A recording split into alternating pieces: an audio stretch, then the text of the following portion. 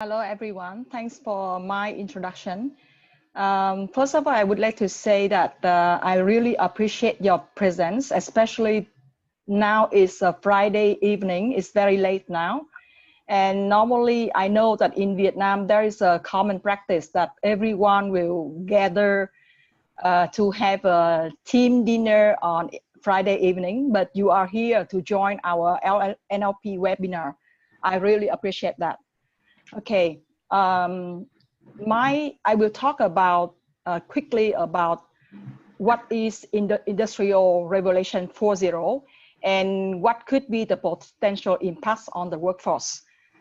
In fact, in Vietnam, Industrial Revolution 4.0 is mentioned a lot in 2018 through World Economic Forum, ILO Forum, and also even with some press mentioning about the speech from our Prime Minister. Okay, Joseph, can you go to the next slide, please? Okay, I would like to highlight that the life is changing, and the industry will also evolve nearly every decades. We can see here there are four revolutions. The first industrial revolutions is characterized by water and steam power to mechanize the production. That means that before the labor workforce, they are using the muscle people. That means those have very strong muscle to use as a workers. But with the steam engines, the steam engines will replace the muscle power and increase the productivity. The second industrial revolution used the electric power to create the mass production.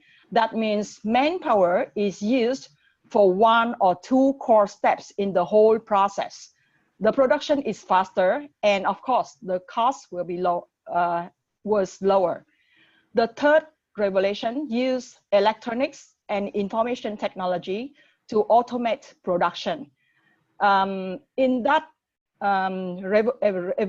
revolution, robots perform entire process, but the sequences of robots are programmed by human.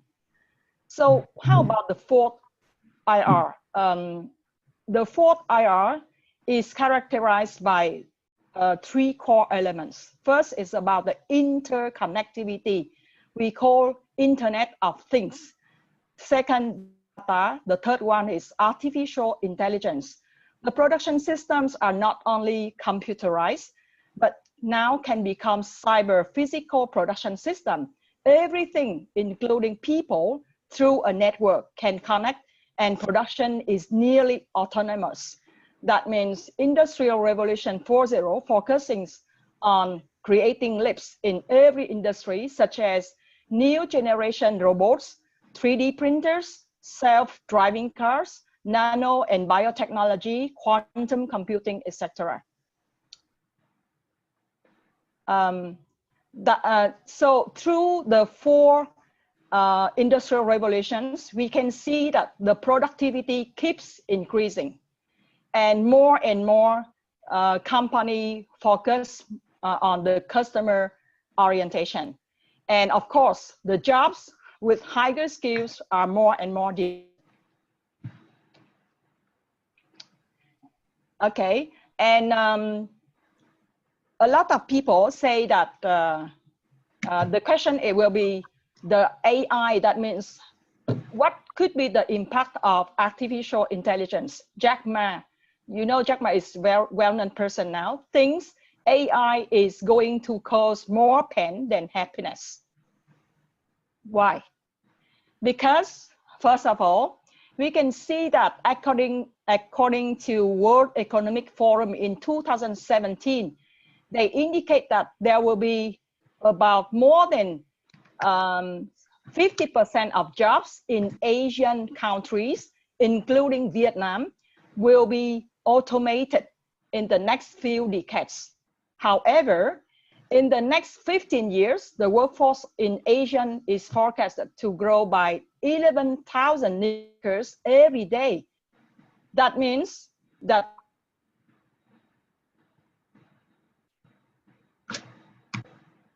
will be increased.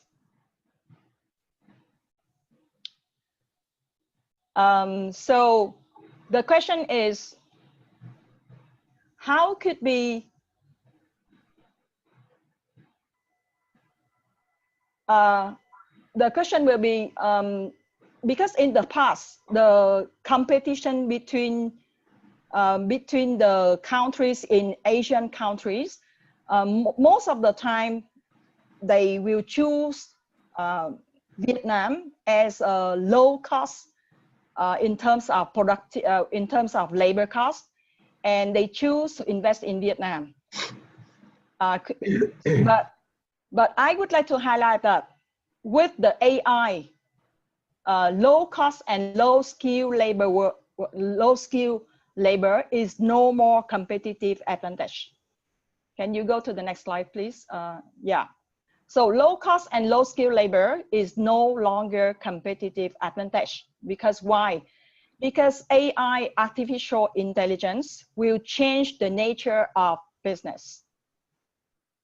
And how does it change? According again to the World Economic Forum recently, they indicate clearly there is a big change in terms of top 10 skills in 2020. You see that we are now in 2019 and 2020 is just only next year. And if you observe these two top 10 skills, there are some skills that we are already talking about, but when we highlight about top 10 skills, that means these are the skills that will be required more and more. And we can see complex problem solving, critical thinking. Now, when we, according to our, first of all, I would say that thank you for the questions to your attendings of NLP webinar. I can see that one of you asked the question that what are the critical skills that related to Vietnamese workforce? I would like to share one thing. According to ILO, that means International Labor Organization in Vietnam, they highlight that beside technical skills, there are some core skills that we need to equip to our workforce. First, about the creativity. Second, critical thinking. Third is about the communication. Next, teamwork, resilience, and the continuous learning ability will be the core and critical competency that help any employee to become thriving in the Industrial Revolution 4.0. Okay, in summary, we can see that every company will apply the intelligent technologies to streamline the operations. They will apply the intelligent technologies to capture the business intelligence, to enhance the workforce capabilities in order to automate the repetitive tasks at the breakneck speed. So the questions right now is, how can we, when I use we, that means I observe that our audience today is, we are as HR managers, we are managers, we are people managers, we are marketing. How can we upskill the workforce so that they can use the new AI technologies to increase their roles, to maximize their potentials, or explore more creative approaches? So this is our questions. And I would like to highlight that in Vietnam, there are a lot of training agencies organize a separate soft skills training. But is this unique way to upgrade the skills of the workforce immediately and quickly? So I would like to invite all of you, to listen about a new approach that I think this is the approach that can help us, all of us as a people managers, HR managers, to upgrade the skill of the talent of the workforce. I just want to talk about something that is that's important to my heart, because I think that this industrial revolution is already happening. It's already happening. It's not even in 2020. It's happening right now. In some parts of the world, it's actually we felt it much stronger. In some parts of the world, they are not aware of it yet. Yeah. But if you're talking about moving from an to an industrialized nation, like all the different Asian countries, these are the things to come. These are the things that are coming. And maybe in some industries, the change may not be as fast as what we are anticipating. So some industries may not be actually severely affected, but in the next 5 years, and some industries will be very affected in a very short, maybe in the next 1 or 2 years. It's going to be very big. Yeah. So the question is not so much about how soon you're going to be affected, but it's actually whether do you want to actually embrace change ahead of time, which is to be proactive, or do you embrace change when you don't have a choice? That's reactive. And you and I know that people make better decisions, right? People are more prepared. They are able to thrive better when they are actually anticipating change ahead of time. It means being more proactive rather than reactive. And a lot of time people, when they are reactive, they make very bad decisions. So I thought that's really important that it's a choice that individuals can make. Actually being stated by the World Economic Forum. But I asked myself this question: what does all this mean? What does it boil down to? What does it all mean, right? For us as individuals, right? What can we do in a world that's becoming much more whereby these cyber physical systems are taking over? That means right now, machines are able to have sensors. Machines are able to take instruction and move. Machines are able to measure and track what we call weather, movement, and automate by itself. And it can actually gather information and then come up with the best option, right? So this is what is happening right now. This is what's happening in our world right now. So I asked myself this question: what are some of the important skill set that we need to start nurturing it on a day-to-day basis, so that we are actually be able to make ourselves relevant or be able to thrive in this industry, right? So the first one, I've come up with 6 points, right? I want to share this 6 points with everybody inside the room. One is the ability to learn new things and apply it very fast. This is the world that we are in right now. That means going to take a course and do things and read a book or whatever, all those old things, right? It's now all this information is available online on the internet. Today, a lot of people who are learning new knowledge and skills and application and tools, they're actually able to what the younger generations, right?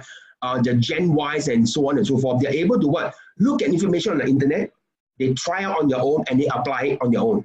So the ability to learn something fast and apply it is a very important skill. Number 2, ability to search for ideas.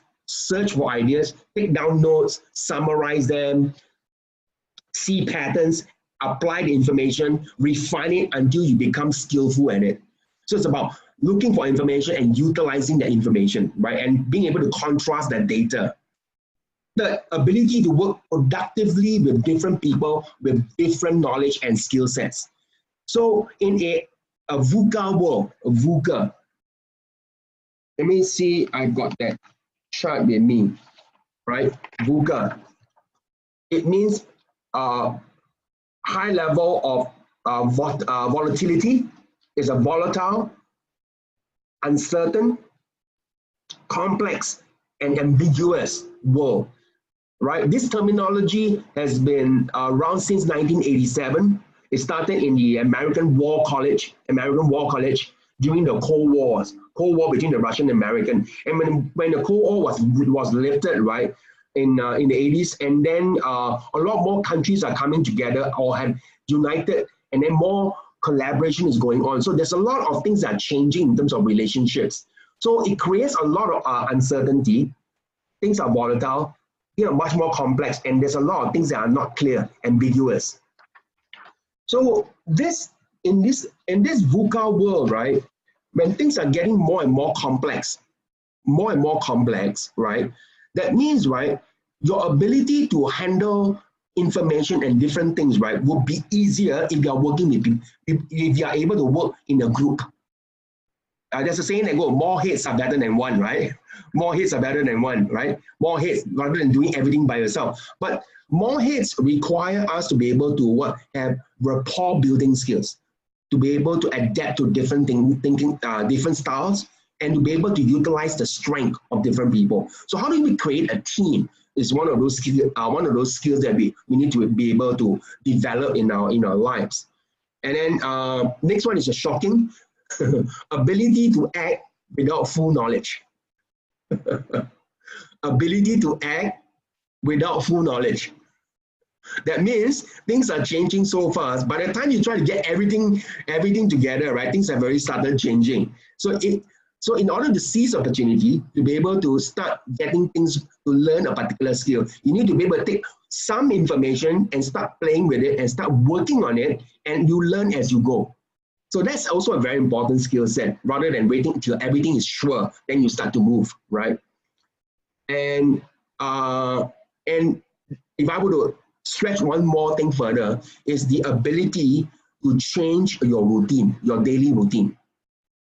Because a lot of us right now are living in a world where we are conditioned to start our day, work, communicate, do our work in a particular way, right? And this set of way of doing things right now is actually being replaced by machine, replaced by technology, replaced by people with different better skill sets, and so on and so forth. So we need to start looking at how we can change our daily routine so that we can actually be able to start be able to use technology better. You are constantly learning something new. You're experimenting with your learning, and you are taking your learning and applying to meaningful goals so that you are able to see how you are actually learning the skill as you go, right? So these are very important skill set that if you boil that down, right, it needs to happen with these 6 skills that we need to start working on it. Yeah. So I thought that is something that I wanted to be able to share with everyone who's listening to. In your opinion, who should be the key players to upskill the workforce and ensure the competitive advantage of the business in era 4.0?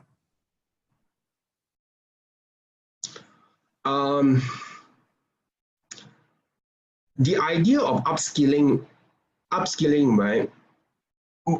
If you talk about it from an organizational perspective, it is almost like natural to talk about it from an L&D perspective, learning and development, and also from a HR function, HR and learning and development function, to be able to champion this, right? But I think that it's very important for leaders of organization, right, to be able to set the examples, and so that the change is not executed or reprimanded or dictated from a particular point, but it is an attitude and a way of life. So I think that when we talk about wanting to be able to bring forth a new set of thinking and new way of doing things, right, we need to be able to start to roll out a longer term plans to be able to change the culture of the organization, the culture of the organization. And the culture of the organization can only be changed when leaders and managers take full ownership of that change. Of course, in terms of the knowledge and skills and sourcing and putting the package together, right, is the function of HR and learning and development, right? Learning and development. But the ownership has to be taken up by individuals in the organization. And because the power lies, a lot of the power and decision lie in there, what we call management, right? Leaders and management, right? They need to lead by examples. Lead by example. That's one of the most powerful change that we can see, that people become accountable to the change they want to see. So I would say that's my explanation for, to be able to execute that change in that sense. Yeah. Yeah. Thank you for your sharing. You already mentioned about the key players to upskill the workforce in the business should be the leaders, the managers, the functional, like the function who is in charge of the learning and development, Yeah. HR, and also Yeah. the individuals in the business itself, like Yeah. professionals.